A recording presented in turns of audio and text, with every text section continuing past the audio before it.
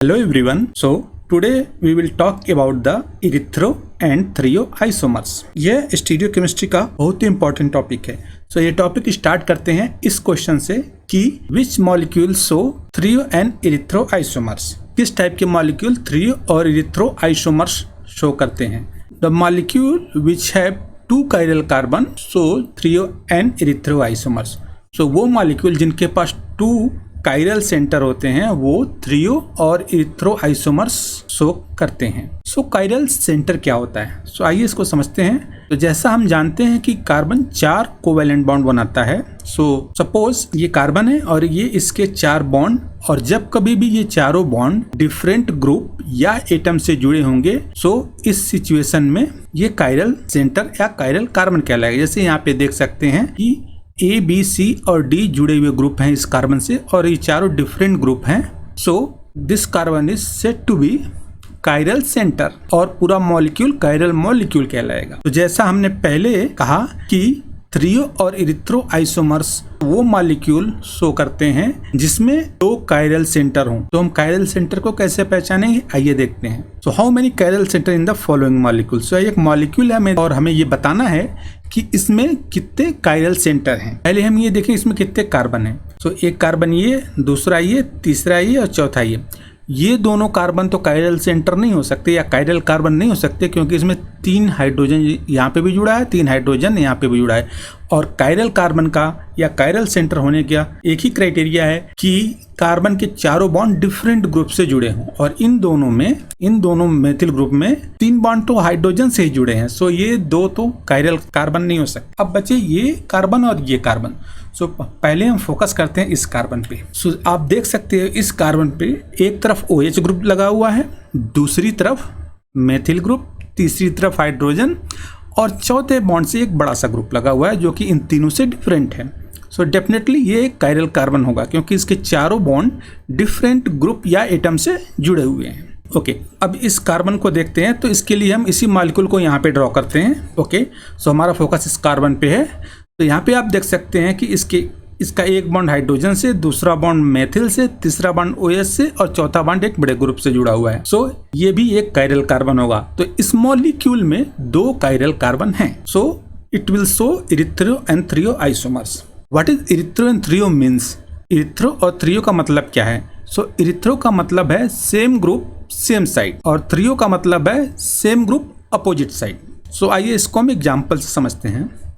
तो हम side decide करते हैं इस वर्टिकल लाइन से. इस वर्टिकल लाइन की तरफ 2 साइड हैं, राइट हैंड साइड और लेफ्ट हैंड साइड. तो जब भी सेम ग्रुप किसी भी एक साइड में होंगे, फॉर एग्जांपल इस मॉलिक्यूल के केस में हाइड्रोजन और ये हाइड्रोजन दोनों सेम ग्रुप हैं और ये left hand side of this vertical line है. सो जब भी ऐसा सिचुएशन होगा सेम ग्रुप सेम साइड तो वो इरिथ्रो कहलाएगा. तो इसे हम बोलेंगे इरिथ्रो. ओके, अभी एक हम दूसरा मॉलिक्यूल देखते हैं. इसमें हमें देखना है कि ये थ्रियो है या इरिथ्रो.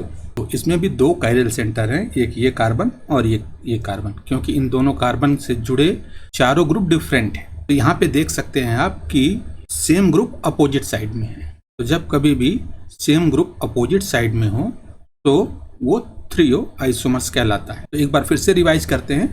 जब same group same side of this vertical line हो सो वो इरिथ्रो कहलाएगा और सेम ग्रुप अगर opposite side of this vertical line हो तो वो थ्रियो कहलाएगा. ये थ्रियो और erythro isomers play a very important role in carbohydrates with 4 carbon chemistry. Erythro and threo in carbohydrate with 4 carbon. तो ये एक कार्बोहाइड्रेट है जिसमें 4 कार्बन है, 1 2 3 और 4.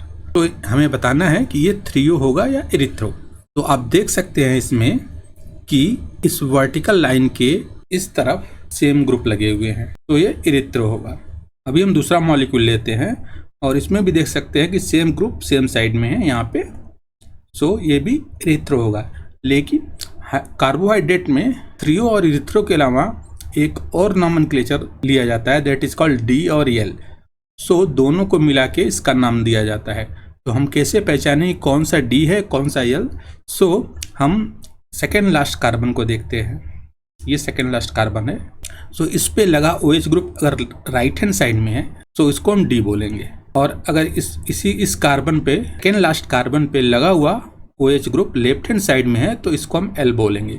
तो इसका complete nomenclature D erythro and L erythro होगा। और अगर आप ध्यान से देखें तो ये दोनों आइसोमर्स एक दूसरे के मिरर इमेज है। तो जब कभी भी दो आइसोमर्स एक दूसरे के मिरर इमेज होते हैं तो वो इनेंसियोमर्स कहलाते हैं। तो इन दोनों में रिलेशन इनेंसियोमर्स का है, ये दोनों एक दूसरे के इनेंसियोमर्स हैं। अब एक दूसरा एग्जांपल देखते हैं।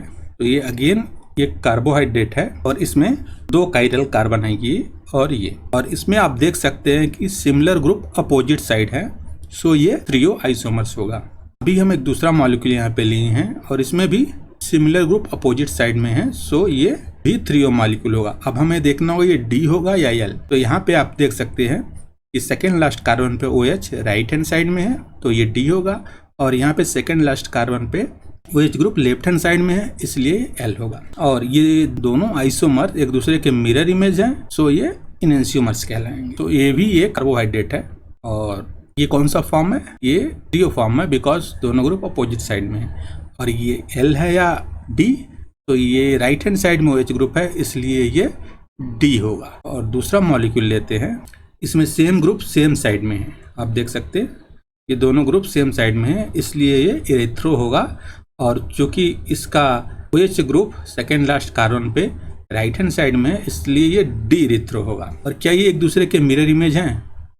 नहीं, क्योंकि इस OH की इमेज यहाँ पे नहीं बन रही है। सो ये नॉट अ मिरर इमेज, और मिरर इमेज नहीं होंगे तो ऐसे आइसोमर्स डायस्टीरियोमर्स कहलाते हैं। Okay, now important to remember, erythro और इरिथ्रो अगर होंगे तो वो इनेंसियोमर्स फॉर्म करेंगे। ट्रियो और थ्रियो होंगे तो वो भी इनेंसियोमर्स फॉर्म करेंगे।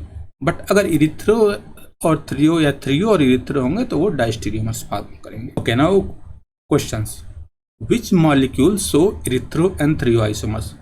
So there are 4 molecules, यहाँ पे 4 मॉलिक्यूल दिए गए हैं A, B, C and D, जिनके स्ट्रक्चर कुछ इस प्रकार हैं। So what is the condition of erythro and trio? कि there should be 2 chiral center। तो आइए चेक करते हैं। पहले मॉलिक्यूल में यहाँ पे एक काइरल सेंटर ये है, बट ये काइरल सेंटर नहीं है। क्यों? क्योंकि यहाँ पे दोनों सेम ग्रुप इस कार्बन से लगे हुए हैं। तो ये इरिथ्रो और थ्रियो आइसोमर्स शो नहीं करेंगे। इसमें देखते हैं तो इसमें ये तो काइरल सेंटर है क्योंकि इससे जुड़े चारों बॉन्ड डिफरेंट ग्रुप से जुड़े हुए हैं। बट यहाँ पे ये सेम नहीं है क्योंकि यहाँ पे OH है और यहाँ पर भी OH है। तो इस कार्बन से 2 OH ग्रुप जुड़े हुए हैं। सो ये कार्बन काइरल सेंटर या काइरल कार्बन नहीं होगा। सो ये भी शो नहीं करेगा। तीसरे पे आते हैं तो यहाँ पे ये तो काइरल सेंटर है बट ये काइरल सेंटर नहीं है क्योंकि यहाँ पे 2 हाइड्रोजन एक कार्बन से लगे हुए हैं। Okay, now D actually it will show because there are 2 chiral centre, एक ये और एक ये। कोई भी ग्रुप इन दोनों कार्बन पे सेम नहीं है। Okay, so this is all about erythro and threo isomers. I hope कि आपको समझ में आया होगा। सो मिलते हैं अगले वीडियो में and thank you for your